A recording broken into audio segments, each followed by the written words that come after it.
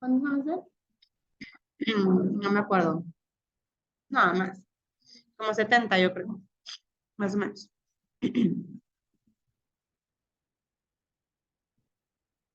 Existieron.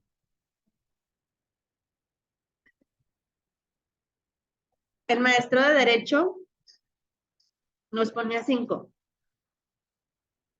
preguntas de examen final, pero eran a muerte, o sea, te equivocabas en dos y reprobabas, básicamente. Y era un montón de qué estudiar y pues luego venían cosas que, chin, eso no lo leí o eso no lo leí. Muy triste el asunto.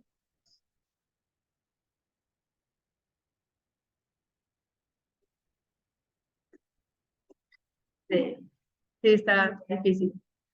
Pero bueno, vamos a comenzar, muchachos. Nos quedamos por ahí en la página 38 en la recolección de datos.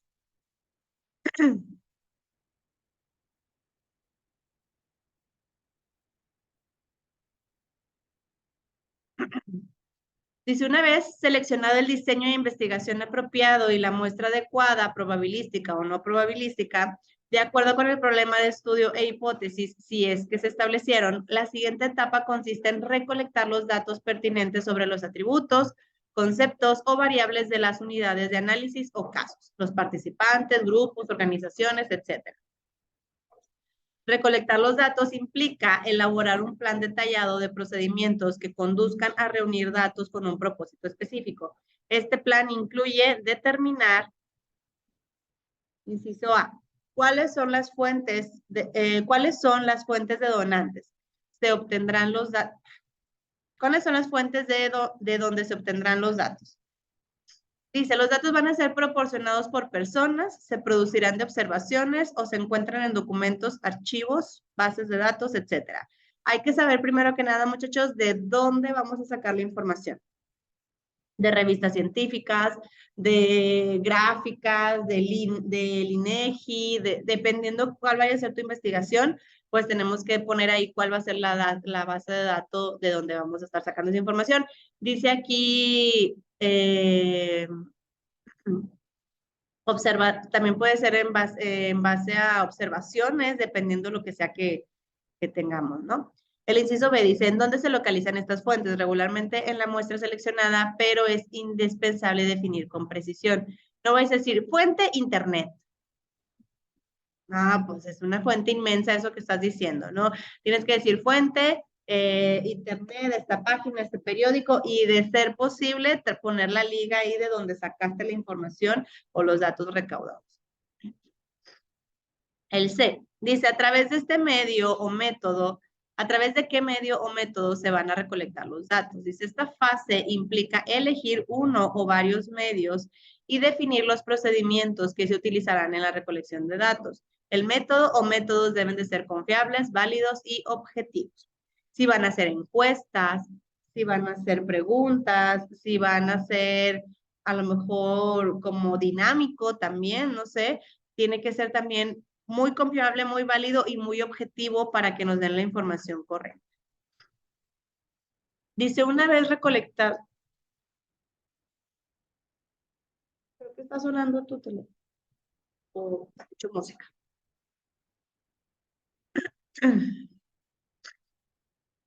El D dice, una vez recolectados, ¿de qué forma se prepararán para que puedan analizarse y respondamos al planteamiento del problema? Dice, el plan se nutre de diversos elementos. Uno, las variables, conceptos o atributos a medir, contenidos en el planteamiento e hipótesis o directrices del estudio. Ahí. Las definiciones operacionales. La manera como se operacionalizan las variables es crucial para determinar el método para medirlas, la cual resulta fundamental para realizar las inferencias de los datos. 3, la muestra, y 4, los recursos disponibles, el tiempo, apoyo institucional, económicos, etcétera. ¿Cómo vamos a poder analizar, muchachos? ¿Cómo vamos a responder el problema o la problemática? Acuérdense que dijimos que una investigación siempre va a ir acompañado de preguntas. Y esas preguntas normalmente van a tratar de resolver alguna problemática que exista en dónde.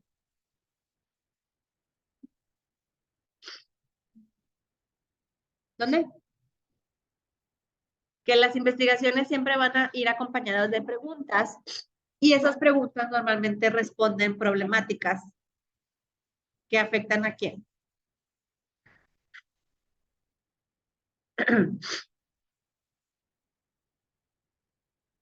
A cierto segmento de la sociedad que tiene una cierta afectación. O sea, por ejemplo, te pudieras aventar una investigación de la afectación que va a ser para los comercios en la construcción del metro, de lo que hablábamos hace unos minutitos, dentro del chisme que no escuchaban acá.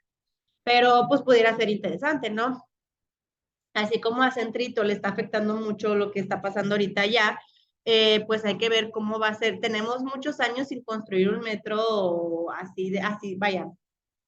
Y es que no nada más va a ser un metro, van a ser varias líneas supuestamente al mismo tiempo. Entonces, pues ahí se va a generar caos por varias. Bueno, tenemos 3 ahorita, ¿no? Y van a ser 4, 5 y 6, según yo. Entonces va a ser caos de vialidad por Miguel Alemán, por Garza Sada. ¿Y la otra dónde va a estar? ¿Y la otra dónde va a estar? ¿Para Santa? No. ¿Santa sí es Sí, la otra? para Ah, ok. San, está Santa por la de San Jerónimo, pero todavía están terminando la parte del viaducto ese que hicieron. Ok.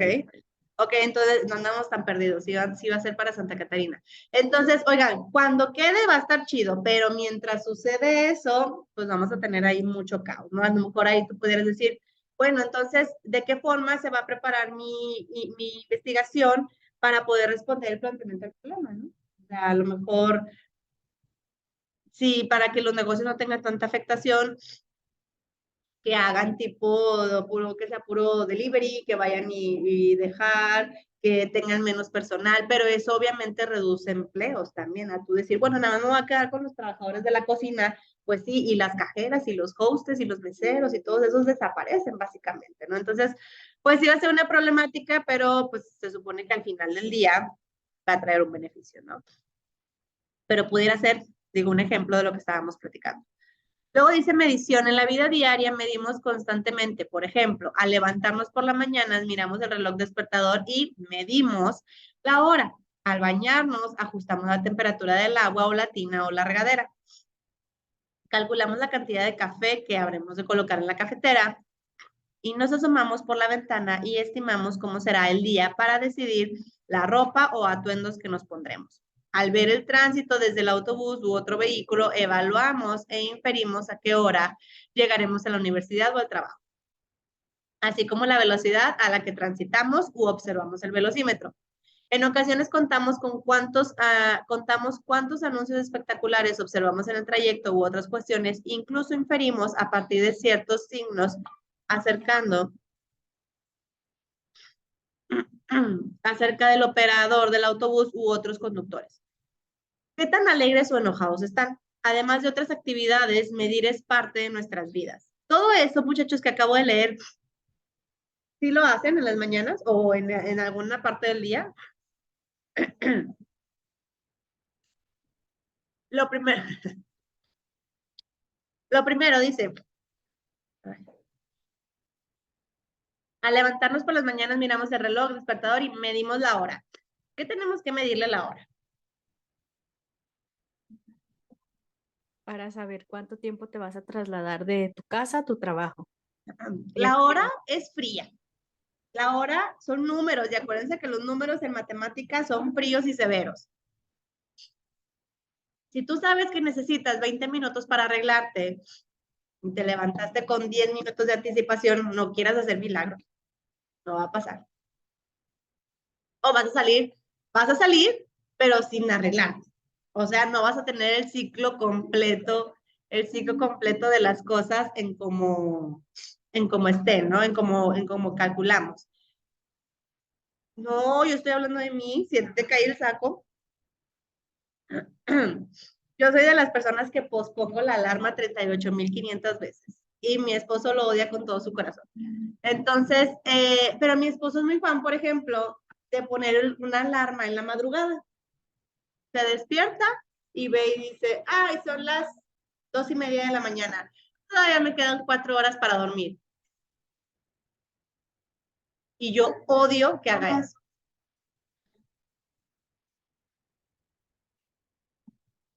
A molestarme. Fíjate que en un principio lo pensé, pero no, yo he visto que su familia lo hace, no sé por qué. Entonces es como ya una costumbre decir, ay, son las 2, todavía tengo 4 horas para dormir, qué rico. Él dice que esa sensación de ver que todavía va a dormir 4 horas le genera placer. Le digo, sí, y la que se despertó, digo, no es como que no me pueda volver a dormir, ¿verdad? Pero odio escuchar su alarma en la madrugada y no,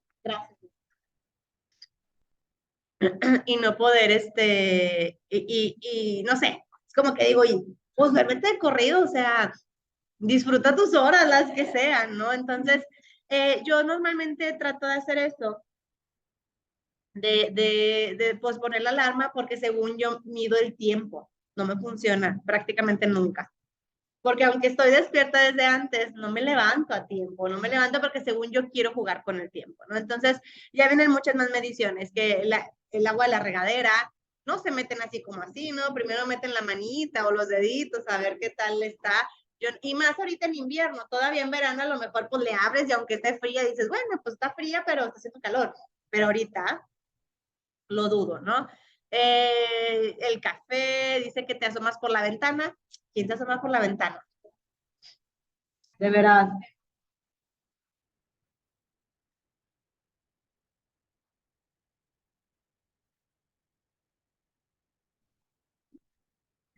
Yo no saco la mano por ningún lado, pero checo la temperatura del celular. Por ejemplo, hoy vi que estábamos a 4 grados para mi casa con sensación térmica de 0.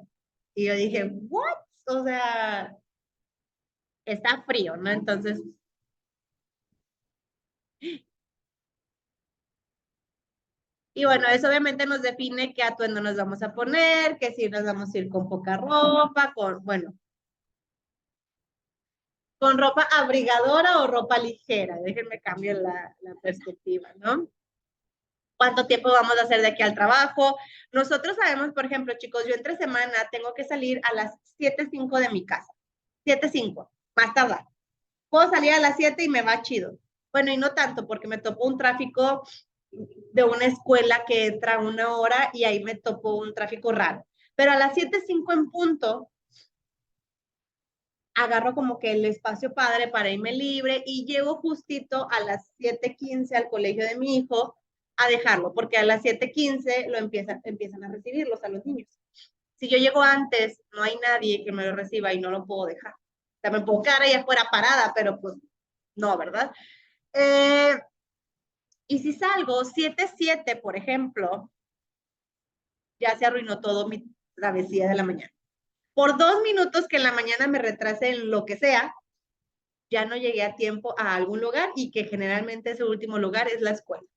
Porque primero dejo a mi hijo y luego dejo a mi hija y pues el último lugar en donde acumulo los minutos de retraso son en la escuela cuando llego por aquí, ¿no? Entonces hay días que alcanzo a llegar 7:55, saliendo a las 7:05 de mi casa, alcanzo muy bien de mi casa al colegio, del colegio a la guardería y de la guardería para acá. Pero 2 minutos de retraso pueden hacerme que yo llegue aquí a las 8:10. O sea, tú dices, son 2 minutos, sí, 2 minutos, pero la acumulación de esos 2 minutos en todos los trayectos que voy a ir se van sumando y sumando y sumando y sumando y al final ando llegando aquí 8:10. ¿No?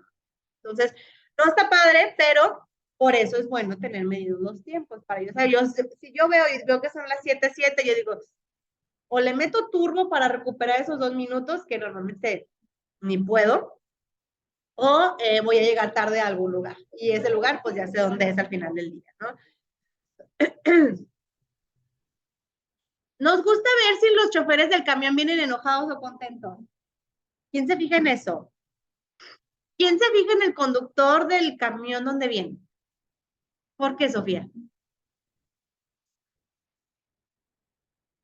Ok.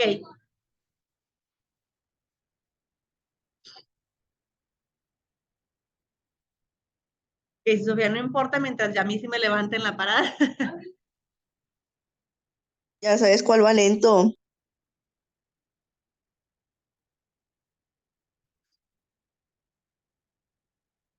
Qué grosero. Pero sí, ya aprendes, ya conoces quiénes son los choferes que andan en la mañana, ya vas aprendiendo cómo manejan. A veces te gusta ver los estados de ánimo, chicos. Hoy en día vamos muy clavados en el teléfono, si se puede, ¿verdad? Porque si vas parado, dudo que vayas viendo el teléfono. No, sí, pero es más difícil. Pero es divertido, chicos, observar a las demás personas y podemos definir su estado de ánimo nada más por observarlas. No sé, vamos a ver a Sofía que se le hizo tarde, por ejemplo, ¿verdad? Tucho, sí, porque es tu esposa. Pero,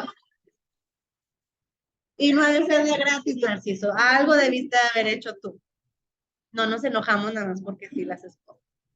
Pero es divertido observar a las demás personas, chicos, y darnos cuenta de cómo van. Y a veces puedes calcular, ay, esta persona maneja así, esta persona maneja así, y ya sabemos. Por ejemplo, yo cada que iba con mi papá o que mi papá me iba a llevar a algún lugar, si yo no traía carro o antes de traer carro, yo decía, tengo que agarrar un chorro de tiempo porque mi papá manejaba bien despacito, bien despacio. Y mi papá decía, es que yo manejo a la defensiva, que para evitar, y está perfectamente, pero yo le decía, exageras, papá, o sea, de verdad, en cada bordo, casi creo que mi papá se bajaba del carro para cargar el carro y pasar el bordo, o sea, era una exageración. Todos sus hermanos le echaban carro por lo mismo, de que, ay, si tú eres bien tortugo para manejar. Entonces, de que papá, tengo que estar a las 8:30 en el trabajo, y papá, bueno, ¿a qué hora nos vamos? Y yo, no, pues a cómo manejas tú, 6:40 o algo así, o sea, porque era mucho el tramo y la velocidad de mi papá era lenta, ¿no? Entonces, pues bueno, es padre ir observando todo eso. Dice, de acuerdo con la definición clásica del término, medir significa hacer, asignar números, símbolos o valores a las propiedades de objetos o eventos de acuerdo con reglas. No se asignan a los objetos, sino a sus propiedades. También se entienden como el proceso de vincular conceptos abstractos con indicadores empíricos, el cual se realiza mediante un plan explícito y organizado para clasificar y con frecuencia cuantificar los datos disponibles, o sea, los indicadores. En términos del concepto que el investigador tiene en mente, en este proceso el instrumento de medición o de recolección de datos tiene un papel central. Sin él no hay observaciones clasificadas. Dice aquí, medir significa asignar números, símbolos o valores a las propiedades de objetos o eventos de acuerdo con reglas. Otra vez les dije, chicos, las matemáticas no mienten. ¿Hay cosas y hay otros valores que podemos hacer de manera distinta? Sí, pero si tú le metiste un dato cuantificador, la matemática no te va a engañar ni te va a mentir. Te va a decir si sí se puede o no se puede. Si tú vas a poner un negocio y checas tus números, buenos días, ahí tus números te van a decir si tu negocio va a prosperar o no. Y por más que a veces las personas, no, es que es el negocio de mis sueños, y yo sí, pero los números te dicen que no va a prosperar, ¿no? Entonces, los números siempre son parte de la medición o un símbolo que le vamos a dar valor para los objetos u objetivos que van a ser de acuerdo con las reglas que nosotros establezcamos en la medición. Luego dice, la función de la medición es establecer una correspondencia entre el mundo real y el mundo conceptual. El primero provee evidencia empírica, el segundo proporciona modelos teóricos para encontrar sentido o ese segmento del mundo real que se trata de describir. En toda investigación cuantitativa aplicamos un instrumento para medir las variables contenidas en la hipótesis. Y cuando no hay hipótesis, simplemente para medir las variables de interés. Por ejemplo, chicos, si yo les digo, mi mundo conceptual, o bueno, el mundo real, no sé, vamos a ver cómo se mide. De mi casa a aquí a la escuela, puedo hacer 10 minutos. En un mundo conceptual o real.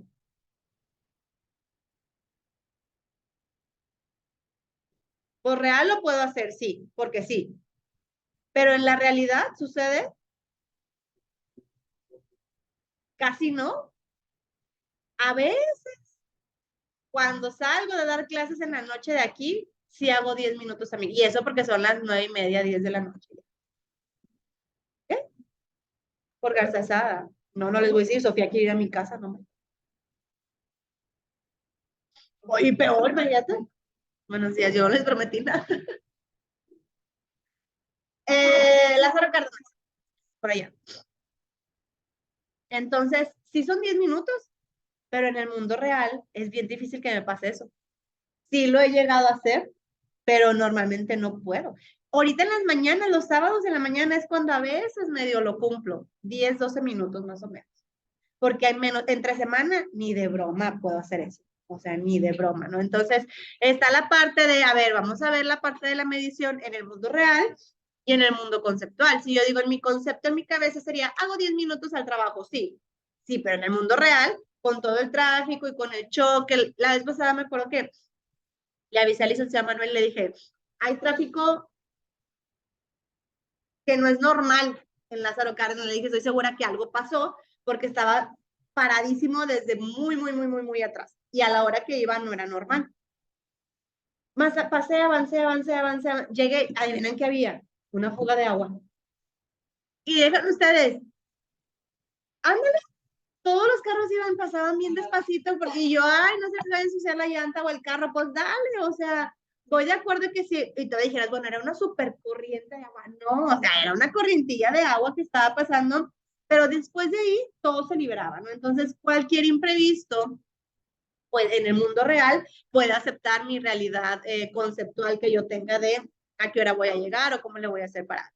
Muy bien. Se va a cortar la sesión, muchachos. Vamos, déjenme, les hago la nueva liga y nos reconectamos ahí.